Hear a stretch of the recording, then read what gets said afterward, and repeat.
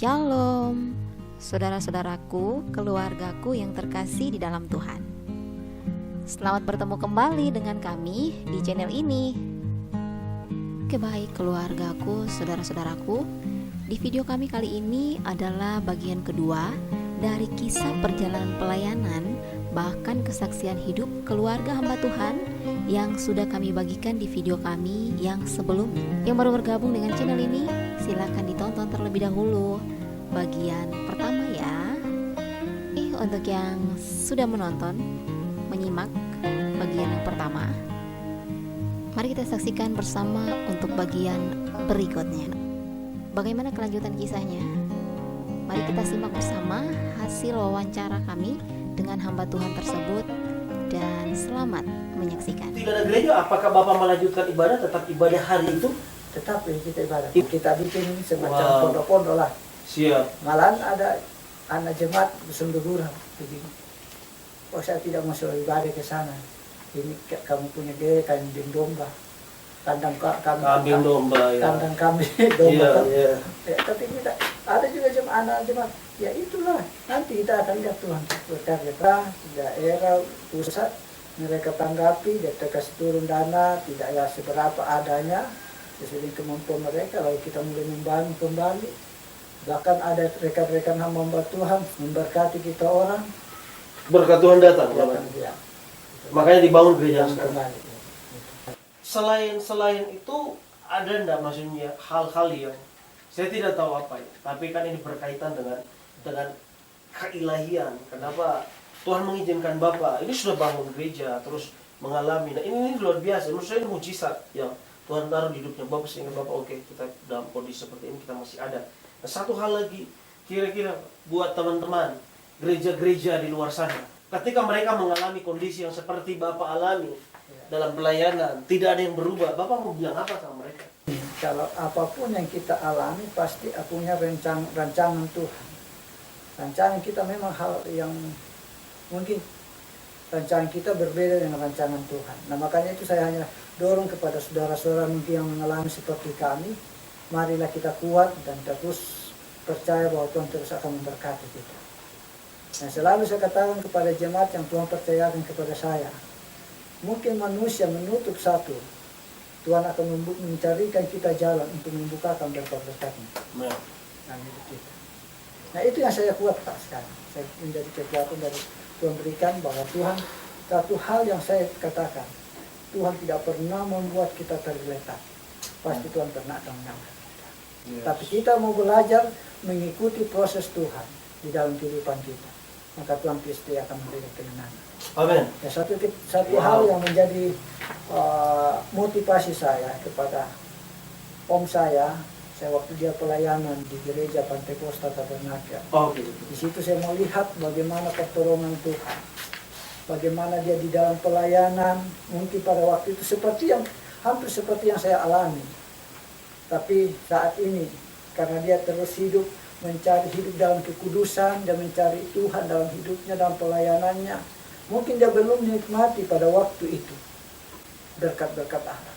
Tapi setelah dia meninggal diganti anaknya, maka disitulah Tuhan mengangkat dia. Maksudnya diberkati oleh Tuhan. Ya, itu yang memotivasi saya. Oh, mungkin saat ini kami mengalami seperti ini, tapi saya yakin bahwa saya mau belajar hidup untuk menyenangkan hati Tuhan, supaya mungkin kita belum alami saya, tapi anak cucu kita yang terus akan diberkati Tuhan. Yang penting satu hal yang pernah saya dapatkan dari rema itu, bahwa hiduplah kamu dalam kesalehan Tuhan, maka anak cucumu akan diberkati oleh Tuhan. Itu yang saya katakan. Oke, Pak. Saya kira itu dulu, Pak ya. Perkenalkan nama. Iya.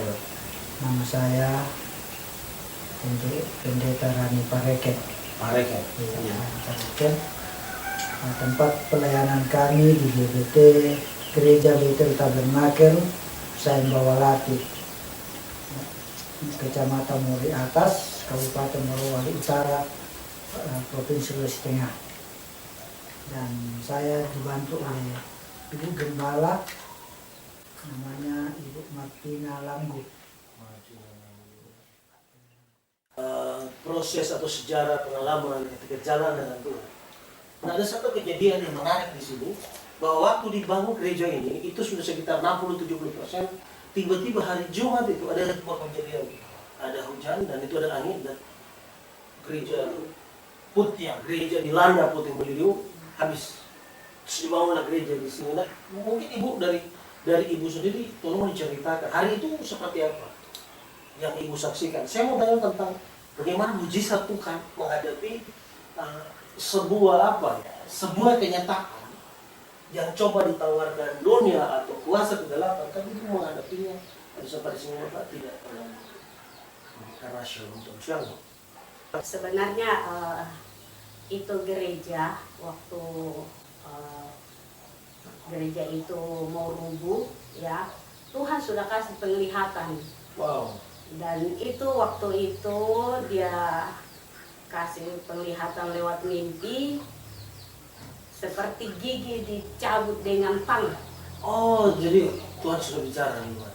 Jadi waktu dicabut dengan tang itu, terus itu gigi yang satunya besar sekali juga jatuh begitu, Pak cabut. Jadi saya katakan begini sama semacam dokter lah, saya bicara, saya katakan, Pak, ini tidak kenapa dipotong ini, Pak? Ini masih bagus ini.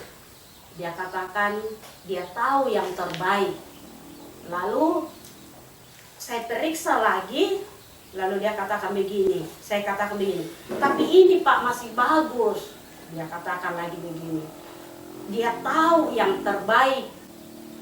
Lalu saya, tapi masih bagus ini Pak. Lalu dia bilang, dia tahu yang terbaik. Lalu masuk di dalam hati saya, oh Tuhan yang dia maksud. Lalu saya diam. Saya hanya mangguk-mangguk begitu. Oh ya. Nah, setelah itu saya bangun pagi, Pak, ada seperti ini, mimpi. Jadi saya katakan ada seperti ini mimpi saya, Pak. Dia katakan, oh saya tidak tahu. Saya bilang, Tuhan, apa yang akan terjadi ini? 2 minggu kemudian roboh ini gereja. Setelah itu saya katakan, oh ini mimpi saya. Arti mimpinya? Arti mimpi saya. Setelah itu ya sudah. Waktu orang bilang, rumah ibadah di sana jatuh rata dengan tanah. Bayangkan itu yang kap-kap di atas itu sampai ke sana itu. Cukup berarti sekitar 30-an lah ya? 30-40 meter. Pokoknya sampai di situ. Tercecer di jalan sebagian, di sebelah sebagian. Jadi saya katakan, sudah berarti itu Tuhan memang sudah tidak setuju kalau gereja itu terbangun, karena memang itu gereja bagus, tapi yang menjadi masalah itu gereja waktu naik atap belum naik dinding, agak begini di atas terbelah sedikit. Nah, saya katakan kepada mereka, Pak, kalau boleh dikasih turun ini atap, ya supaya diluruskan naik. Tapi mereka bilang berapa biaya kita harus pakai, sedangkan naikkan atap ini luar biasa biayanya. Sedangkan kita ini berapa orang, jemaat saja tidak mampu. Saya katakan ya terserah, tapi jangan kaget nanti kalau Tuhan robohkan gereja ini. Saya memang sudah bilang seperti itu, karena saya selalu berkata, berikan yang terbaik bagi bangunan gereja. Saya tidak mau asal-asalan seperti begitu. Tapi ya sudah, karena saya perempuan ya itu. 2015 itu gereja Narubu.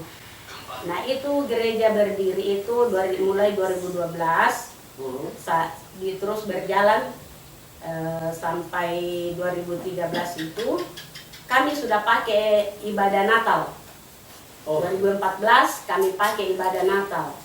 2015 itu kami mau pakai ibadah Natal juga, tapi bulan 11 itu sudah langsung jatuh.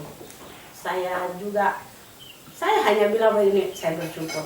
Karena bukan pada saat orang ibadah di dalam, rubuh di gereja. Sebab kalau kita sedang ibadah ini gereja rubuh ini,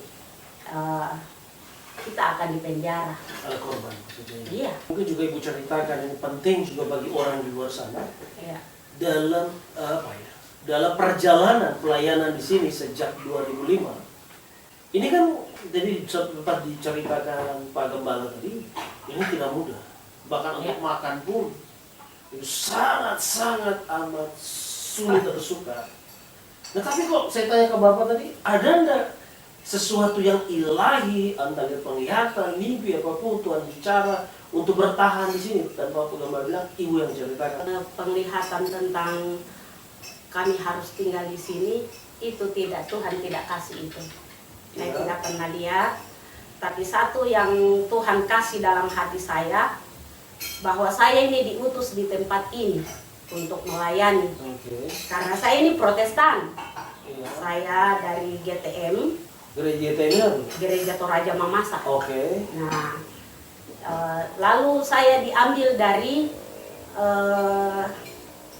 orang tua saya, dari saudara saya, dia dibawa ke tempat ini yang dimana tidak ada saudara-saudara saya atau keluarga di sini, asing bagi saya di sini. Terus waktu itu saya masuk dalam aliran namanya Pantekosta. Saya itu dikucilkan, tidak diakui sebagai anak. Kira-kira Ibu masuk Pantekosta? Iya. Terus? Tidak diakui sebagai anak, tidak diakui sebagai saudara. Jadi saya itu diusir keluar dari rumah, itu di kampung. Lalu saya kembali ke Makassar karena dulu masih kecil saya diambil kakak, dan di Makassar saya kenal itu namanya Pantekosta. Dan saya pergi di kampung sekolah lagi. Saya di situ saya dimusuhi. Nah, orang tua saya menyuruh saya, kamu sudah tidak sealiran dengan kita, ya sudah, kamu bukan anak saya lagi, begitu. Sampai diperlakukan begitu? Iya. Dan saya kembali ke Makassar. Di Makassar pun dikatakan saudara saya, kamu itu sudah lain aliranmu. Dikatakan bahwa saya masuk aliran setan. Oh, dia bilang begitu? Iya. Maksudnya gereja setan? Iya. Saat saya masuk Pantekosta, ya saya sudah mengerti firman Tuhan, jadi saya tidak mau. Apapun yang terjadi, saya tetap ada di sana. Kalian tidak mengakui saya sebagai anak, saudara, ya itu urusan kalian. Suatu saat nanti kamu akan mengakui saya sebagai anakmu dengan saudaramu. Ya, terus sudah itu saya kembali ke Makassar, dan saya diusir juga saudara di atas. Saya pergi kerja. Saya pergi kerja dari. Itu belum menikah kan Bapak? Belum. Dari rumah makan ke rumah makan yang lain. Untuk bertahan hidup? Iya, berusaha untuk tinggal di dalam, karena kan kita ini kan perempuan. Kalau laki-laki bisa saja tinggal di jalan. Ya, tapi karena saya perempuan, saya harus cari tempat pekerjaan, tinggal di dalam. Ya. Setelah itu sudah Tuhan buat suatu mujizat. Saya dikirim ke Jawa. Ya, di situ Betani. Saya pergi ke Betani. Di Jawa itu saya masuk gereja Betani. Saya di situ saya sekolah orientasi melayani. Awesome. Sekian wawancara kami kali ini. Sebagaimana kami diberkati dengan kisahnya, kami percaya saudara-saudara juga pasti diberkati. Terima kasih sudah menonton. Sampai bertemu kembali dalam cerita, kisah, perjalanan kehidupan selanjutnya.